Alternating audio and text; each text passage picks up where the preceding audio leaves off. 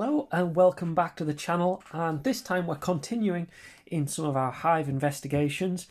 This time we're going to be looking at thermostatic radiator valves, TRVs. So I'm going to take a look at the Hive option, which is this one here, but I'm also going to show you for comparison a standard Bluetooth one. Still programmable, but at a fraction of the price. So let's take a look and I'll explain what we're looking into.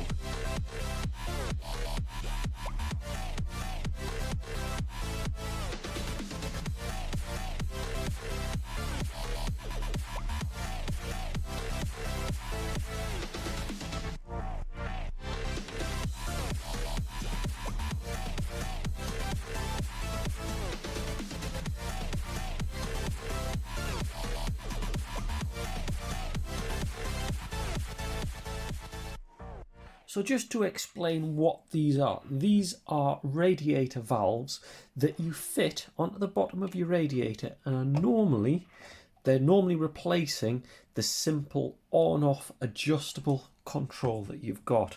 The idea behind thermostatic regulator valves, TRVs, for your radiators are that they will individually control a radiator's temperature.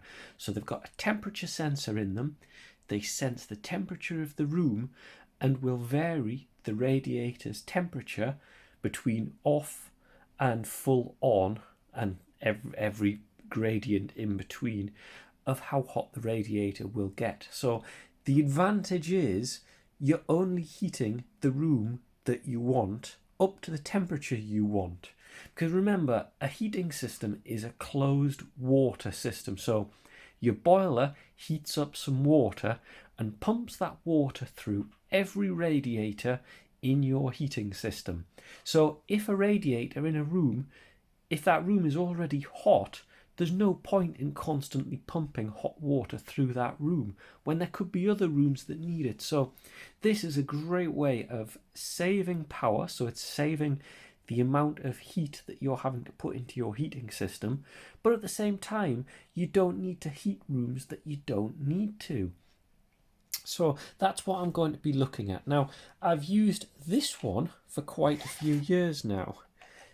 This one here is a programmable, you can see it's Bluetooth programmable thermostatic valve, and inside it, very simple, 2 batteries. That's all that powers it. And then what you do is install an app on your phone. Android, I think, is the only one they offer. And you can then program days of the week, programming settings on them. Let's see if we can focus. Days of the week, times, and temperatures.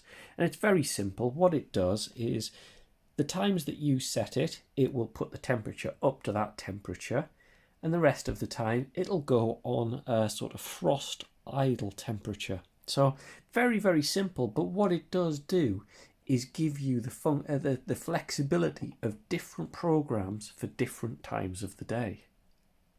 I should also point out a standard TRV, a thermostatic radiator valve, simply does that. It looks for a temperature. Normally it's a number value. You set it between 1 and 10, and when the temperature reaches that value, it turns the radiator off. Very, very simple design, very good way of saving power. So to be honest, they are worth having even if you don't have these smart ones. The standard ones do help a lot. So on this one, so I've used this one in our bedroom. The reason being, during the day, I would say about 90 to 95% of the time, you don't need to heat your bedrooms. So any energy being used there is being wasted. So you can see at the minute, it's set to 17. That's the coldest temperature I'm leaving it set at. And that is for normal daytime use. When it gets towards night time, and I think it's around about 10 o'clock, I then get this to heat the room up. And that allows it to bring the temperature up in the room, ready for when you go up to bed. Now, the disadvantage to that is the heating must already be firing and the pump on, so hot water is circulating.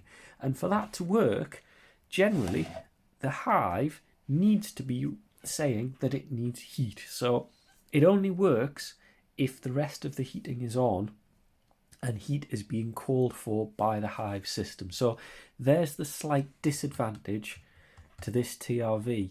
If the rest of the house is at the correct temperature, this valve gets to nighttime mode, turns itself on, but because the rest of the house is at temperature, no water is being pumped. None will flow through the radiator, so it won't get hot. So that is the big disadvantage to this.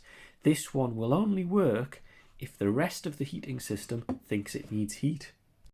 So immediately, that's the disadvantage to these ones. They can't talk to any of the rest of the heating system. They are standalone. And this is where I'm hoping that Hive, and I've got to admit I haven't read about this at all, so this is complete. This was actually donated by my brother Graham, because he's got one and he wants to see what it's like before he uses it. So I said I'd take a look at it and we'll see what we find out. So I'm hoping that this will talk to Hive, and if it needs more heat, it will tell Hive it needs more heat. But we shall see. So looking on here, control individual radiators, set schedules, with or without a Hive thermostat. That's an interesting point. Quiet motor, that's quite an interesting one. This one can be quite noisy when it's running its motor. I'll show you that later. Easy to fit, links to other Hive devices. So what do we have in here? We have the TRV itself, valve adapters, and the batteries. And this says it requires the Hive Hub and Hive app.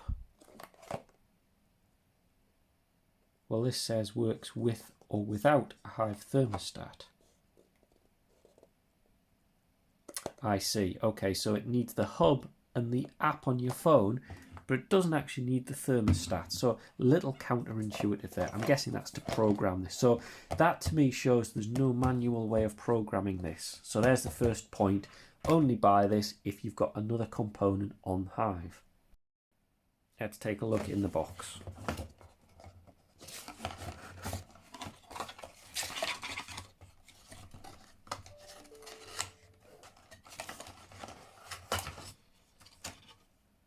There's the TRV itself,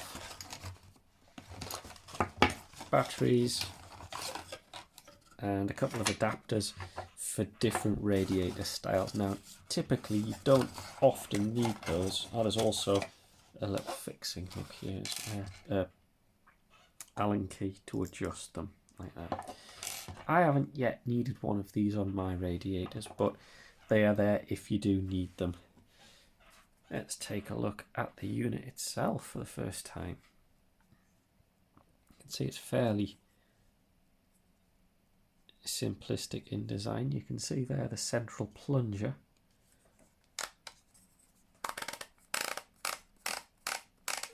And that's got a manual adjustment for temperature, I would have thought, and a push button on the top.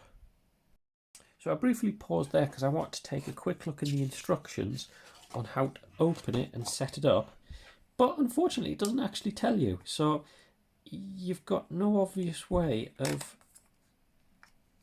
how you open it to put the batteries in, which, to be honest, is really disappointing. So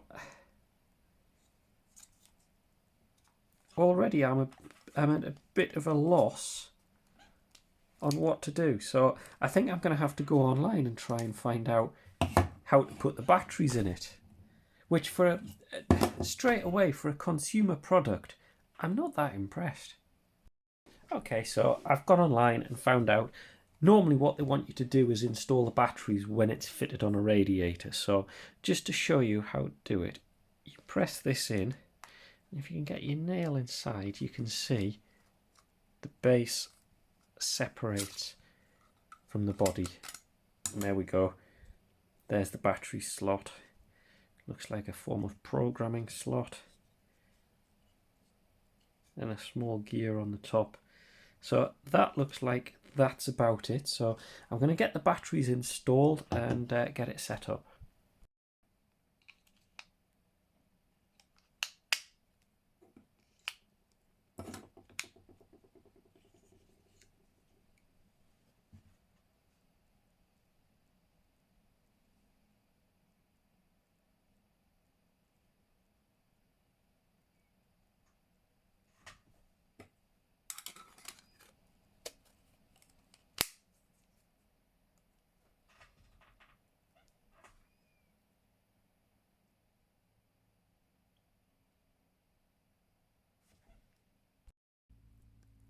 trying to show you how to fit it is rather tricky. So here's the original thermostatic radiator valve that was fitted on this radiator. Now remember, if it didn't have a thermostatic valve already on, you can't do this easily. You have to replace this part completely. It has to already have had a thermostatic valve on there. So what I'm going to do is, right, so it has to have an adapter to fit on any valve. So let's get an adapter.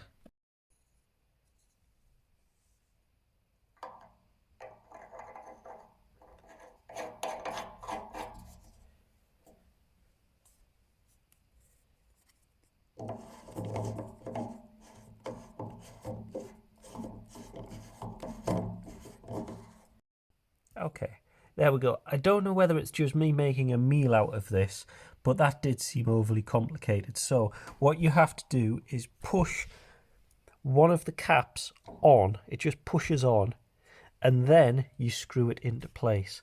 Now I don't know if you can see, but occasionally, now and again, things flash up on the screen but then disappear, which I assume means it's waiting for programming. So let's go into the Hive app and let's program it. Starting up the Hive app, and then we can go down to add our new valve, install a new device, and go down and find the radiator valve. We can now click our way through the settings, step-by-step guide. So here we go. This is why the instructions didn't have much in. It takes you through step-by-step here, explaining what different fittings, what you need to do to install it, and how to clip the adapter onto the radiator, putting the batteries in, and then watching for the screen. Now mine didn't show that immediately, that M symbol immediately, but it did when I started the pairing in a moment. So just be aware, as soon as the batteries are in, let it go into this pairing mode. This does take a little bit of time. It took longer than I thought to pair up and actually find the adapter. About halfway through this bar sliding across, the M did light up on the unit, so it must be pairing. It must know what it's searching for. Remember, you have to have your hub already set up for this to find it. It's not your phone searching for it, it's the Hive hub already installed in your house that searches for the device. So if it can't find it, it may be that the distance is too great between your Hive hub and your thermostatic radiator valve. It's just lit up with its M. And there it is. So we can click continue. Now it's found it. We can type our own name in if we want. And this is the key bit, heat on demand. This is interesting.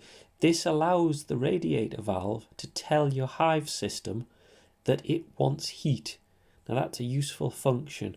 So if that room is too cold, it'll tell the heating to come on.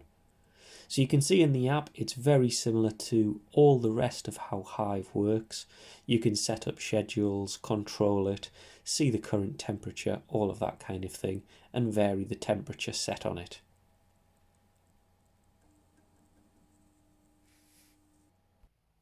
As you can see, you can also wake the display up by pressing or turning it, and you can also turn it to vary the temperature manually. So if you want a set temperature not using the app, you can do.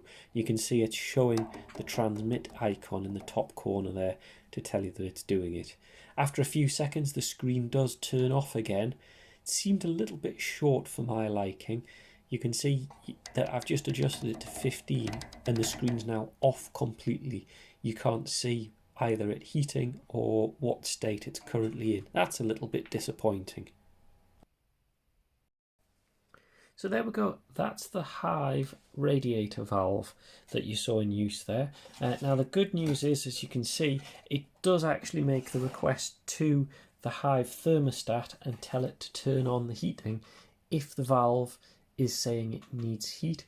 The downside to that is it'll heat the rest of your house up. So really, unless you have a lot of these valves around your home, it may end up overheating other parts of your house because it's effectively bypassing the thermostat control and the heating control. So that's an interesting one. I'd be interested to know what you think of it, so do add a comment down the bottom as well. Now, as I said earlier in the video, I'm also going to show you a little bit about a different one, which is this one, which is a Bluetooth programmable. So I'll go through the application. It's very similar. It's again, you just put it on top of the radiator, screw it on instead of the existing TRV, and this will also run through a program. So I'll show you that as well as a comparison. So we launched the CC-RT app, which is the app that is used for this Bluetooth. You can see I've already set up the bedroom function, and you can see that the room is currently set. So you can go into the programming mode, and here's our weekly program for each day of the week. And it's very simple. You create programs and you set the temperature you want the valve to be at between those times. We can add a new one, and you can see you set the time. This is the start time for the temperature. You set the temperature and the end time. It's as simple as that, and you can see it creates the bar graph at the top to demonstrate what temperatures it's set at.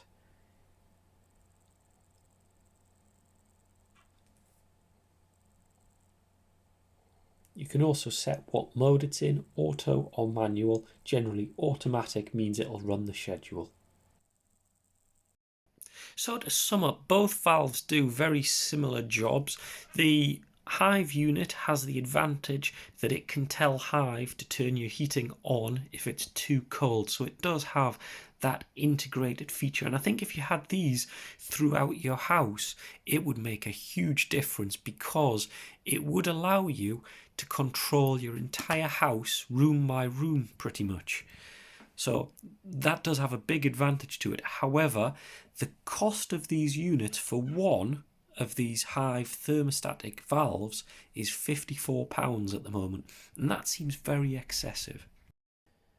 In comparison, the Bluetooth thermostatic radiator valve comes in at around about £30 each, which is a little bit more manageable if you're buying a large number of them, but it doesn't have the ability to trigger your heating on and off. So there is a downside to that slightly cheaper cost. So let me know what you think. If you've bought one of these, if you've used it, or you're thinking of doing that, put a comment in the box below and let me know what you think.